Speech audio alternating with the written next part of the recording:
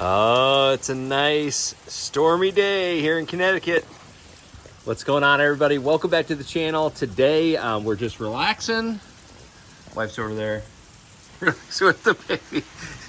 She did not want me to do that.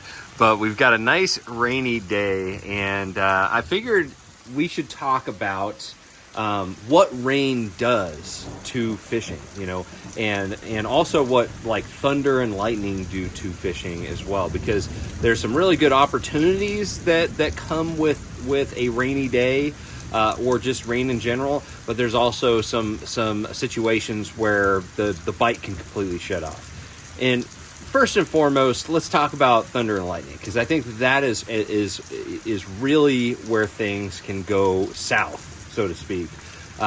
You know, when you have thunder and lightning, that is one of the main things that can shut off a bite very, very quickly.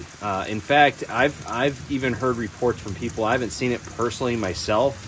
Maybe I just haven't been paying attention that much, or I really am not much of a sight fisherman, so I don't focus on bedfish as much. But I've heard that when you have thunder and lightning, those fish can completely evacuate the beds in a lot of situations. So thunder and lightning is generally a bad thing. We've got some thunder coming up here pretty quick because we just had there it is. So we got some close thunder here. I love these thunderstorms, man. Summer thunderstorms are the best, as long as you're not out on the lake in them. I'm not a fan of those. But so thunder and lightning, generally not good for fishing, and it could take, you know, a full 24 hours for the fishing to get back to normal. And I think that shallow fishing in particular, it really gets affected by thunder and lightning. You know, just like everything else, I think fish are scared of thunder and lightning. My dog definitely is. He's over there terrified right now in the corner.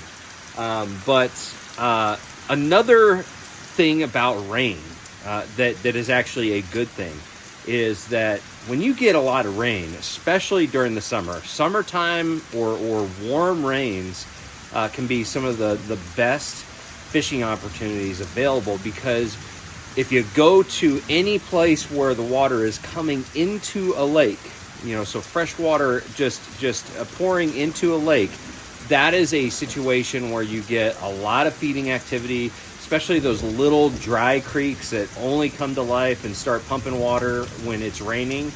That is a situation that I've been very, very successful with, is just going to those. You know, on this lake right here, our little pond, we've got a bunch of different inlets or outlets and or inlets rather, that, man, they just turn on when there's water pumping in, because those fish position right at the mouths of that fresh incoming water, and they're waiting for all different types of insects, amphibians, you know, all different types of stuff, even other fish, you know, if it's a creek that actually has running water all the time.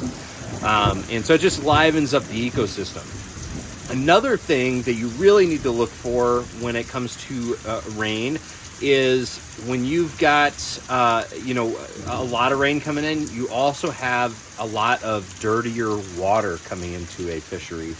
And depending on the size of the lake, the way the lake's set up, you know, a natural lake like this right here isn't going to change all that much as far as the water clarity. Yes, if you have a torrential downpour, you get several inches of rain, it's going to affect the water clarity a little bit, but it's not going to, you're not going to see as many like big mud lines. Like generally in natural lakes, you don't see like big mud lines like that. But you talk about reservoirs, those definitely get a lot of mud, you know, especially if you've got a lot of bare shoreline, you know, maybe the lake's down a little bit. When you get a lot of rain, that rain comes down that bare shoreline, picks up a lot of mud and sediment, and then brings it into the water. And then you've got a mud line on the shoreline, as well as the feeder creeks, you know, bringing large amounts of dirty water into the lake. We're going to get another bit of thunder here. But you get a bunch of water coming into the lake that's on the dirtier side, and that can create really good opportunities where fish move either just to that mud line, and they use that mud line as a form of cover to ambush prey, or you've got fish that move closer to cover on the shoreline. You know, during dirty water situations, fish tend to get closer to cover, and so they become a little bit more accessible sometimes. And that may mean that a lot of the fish that were out deeper move a little bit shallower. And not only that, but again, you know, when you got rain, even if it's on a bare bank, you've got the runoff, you've got fish that are up there looking to feed on that runoff. So it's a great time to be throwing reaction style techniques, spinner baits, chatter baits, square bills, you know, anything that creates a lot of vibration that you can use to move real quick.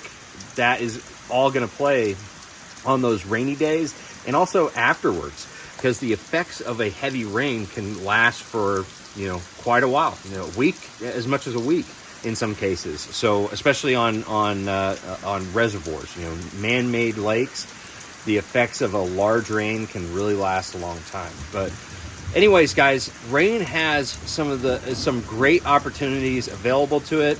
Obviously, thunder and lightning, not great scenario for fishing under most circumstances, and definitely a safety issue. But rain itself is one of my favorite things to fish in. One of my favorite conditions to fish in, especially when it's warm. You know, when it's cold and rainy, that's not fun by the end of the day. But still, I always feel like the bite is really, really good during a rain without thunder and lightning. So anyways, guys, let me know what you think about, you know, scenarios that you've seen in the rain or after a rain, and whether or not you've been successful or not. And also make sure if you have any questions, drop a comment below. And other than that, make sure you like, share, subscribe. I'm going to see you guys out on the water. Make sure you trust the process.